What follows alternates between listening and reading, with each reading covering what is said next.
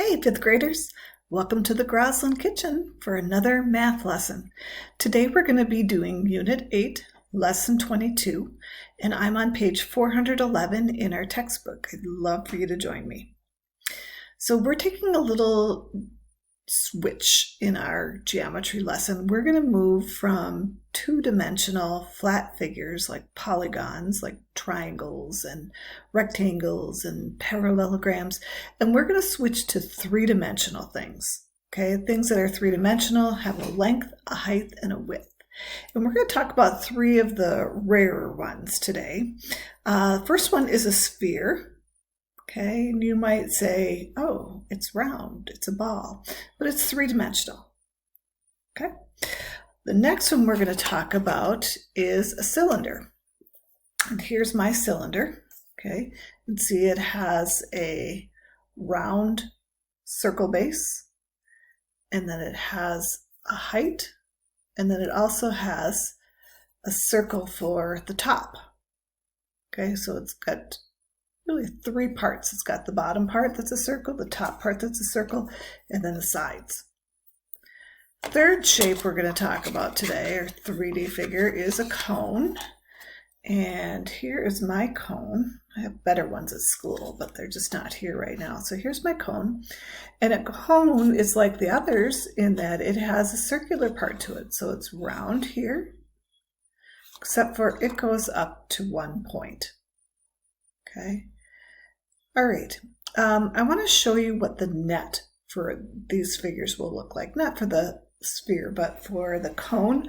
A net is when you take it apart. So I'm going to take this shape out, and if I cut down here and I unfold it, this is what I have. It's really too bad we're not in the classroom because I have a bunch of these that you guys could fold up and take apart again. Excuse me. Here's the cylinder. Okay, I'm going to take that out, and I'm going to pull the top up. I'm going to pull the bottom. I'm going to back up a little bit here. Pull the bottom down. And I flatten out the sides, and look what I have. I really have two circles and a rectangle. Now, we're not going to find the area of those things, but if you were to try to find the area of this figure, the surface area, you would figure out the area of this circle, the area of this circle, and then the area of the rectangle. And you know how to find the area of the rectangle. It's length times width. Okay. You'll learn that in 6th grade. All right, so those are called nets.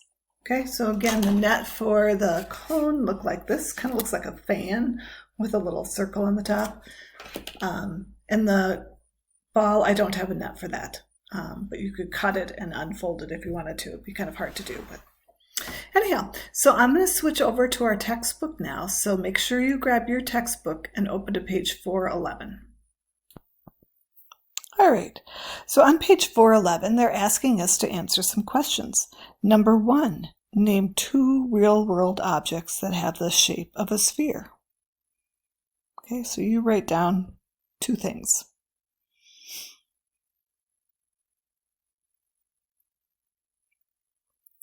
And I'm going to write a basketball. I bet a lot of you thought of different kinds of balls. And then I'm going to write a globe. All right, now think of 2 real-world objects that had the shape of the cylinder and write those down.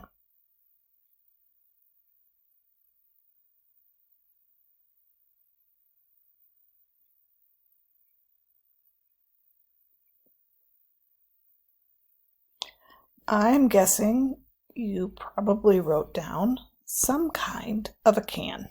And if you couldn't think of anything, you could steal mine. Like a soup can, or a juice can, or a can of beans. You might have thought of a drum, like an oil drum, or even like a drum like you might play in the band. And our textbook says one that I never would have thought in a million years. They said an unsharpened pencil. Yep, that is a cylinder too. Kind of a long, skinny cylinder, but yep, it's shaped like a cylinder. All right. Now, 2 real-world objects that are shaped like a cone. Ready? Go.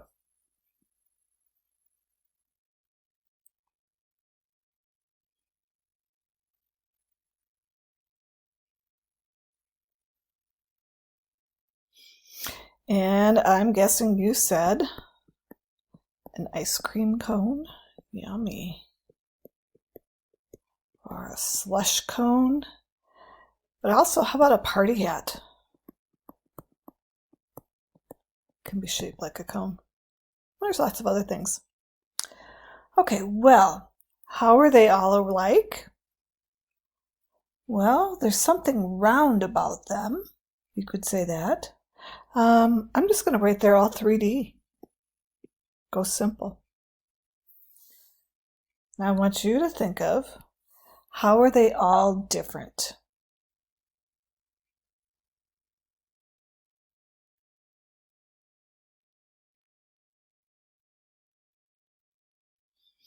Well, you could take a look at their sides, or if they have sides at all.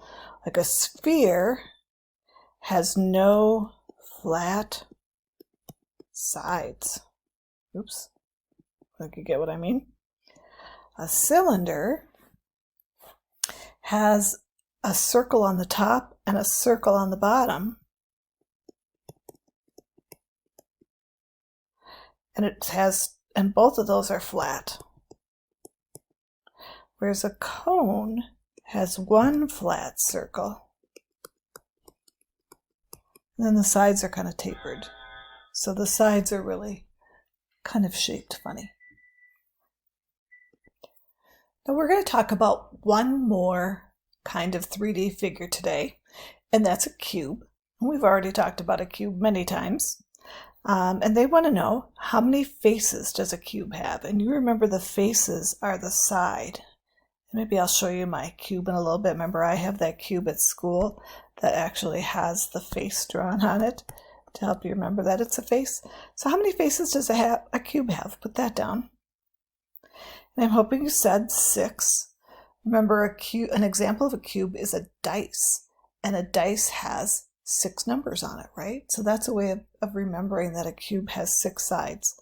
Name a real world object. Well, I'm going to put down dice. Maybe you put down a box or something else. A block. Maybe if you have children's blocks, like ABC blocks, those are shaped like a square also. All right. Now they're telling us that each edge of a cube has a measure of 3. And they want to know the total area of all the faces. I'm just going to draw one of those faces. So this is a 3, and we know this side is also a 3 because squares have all sides the same, right? And length times width, 3 times 3 is 9. So one of those faces has an area of 9, and they want to know the total area for all the faces. Well, there were 6 faces. Each one is 9. 6 times 9 is 54. Square centimeters. Or if you want to write centimeters squared, you could write it that way too. Okay. Why is the total area of its faces called the surface area? Well, because it's the outside surface, and you don't need to write this down. It's the outside surface. We'll talk about this again probably next week when we talk about finding the surface area of other boxes. The opposite of surface area would be volume, where you're filling the box up. Surface area is you're just going to cover it with something. Here's the cube I was telling you about. There's the face on the face. Now, I showed you the net of the cylinder, right? When you take it apart. I showed you the net of the cone, right? The cone. Here's what the net of a box looks like. I'm unfolding it, a couple of it so you can see. Now there's actually different ways you can make this net. Remember that there's 6 sides to the cube. So notice there's 6 boxes. So whenever you see a net, if someone asks you if something is an actual net of a cube, count the cube or count the boxes to see if you have 6. If you don't have 6, you don't have a box. But watch what happens when I fold it back up again. I'm going to turn it towards you. That's a little easier way. So I'm going to fold these 2 here. And then this one wraps all the way around like that, so we have a top. Okay. Sometimes you might see a net where maybe these 2 boxes over on this side are over on this side, and so then the box folds up like this, and then you can't see it very well, but then these 2 flip over that way. It's kind of hard to imagine. So in a moment, I think I'll show you a demonstration of some cubes like that. And then as one of your activities today, you're going to go onto a website and you're going to try to look at some pictures of nets to see if they will become an actual cube. All right, let's go back to our textbook now. All right, I'm still on page 412. And here is your textbook's drawing of a net, which is really identical to mine, okay? And they want you to try to draw some different shapes for a net. I'd love it if you could try to do that too. But really, I'm going to have you do some practicing on this kind of fun website where you can see if something is a cube or not. All right, another thing we have to do is figure out how many stacks are in the cubes. And like with the volume, you can't just count the cubes that are there.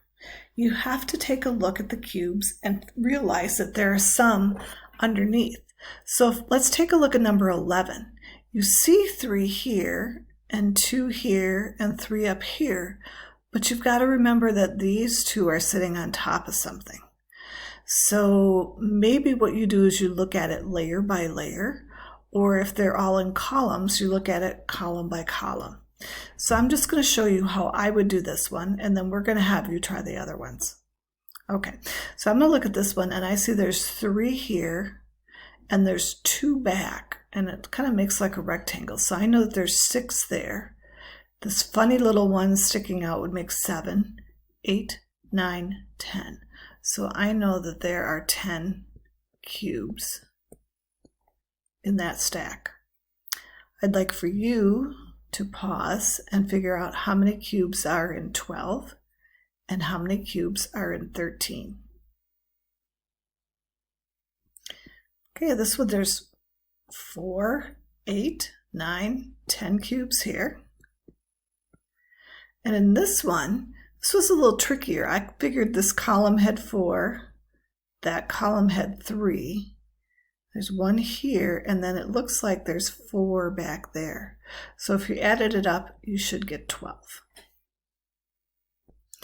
All right, here you're looking at a picture of a cube, and I'm going to make it turn into a net. So watch this.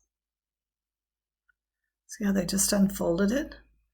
And if I click on solid again, it folds back up again. Watch that again. It's kind of a visual thing. So this is a little different shape than I showed you before. Before I showed you it had all the boxes over here. This is just another way that you can make a net for a cube. So it's kind of hard to visualize that, I think. It took me a long time before I could visualize how things look folded up. That was not a math skill that came easy to me, and I didn't learn it till I was older. If you're having a hard time seeing this, don't worry, because you'll eventually get there. It's kind of a thing that your brain has to develop into. Okay, so this is the activity that I'm going to post today, and what you're going to do is decide whether each of these things can become a net or not.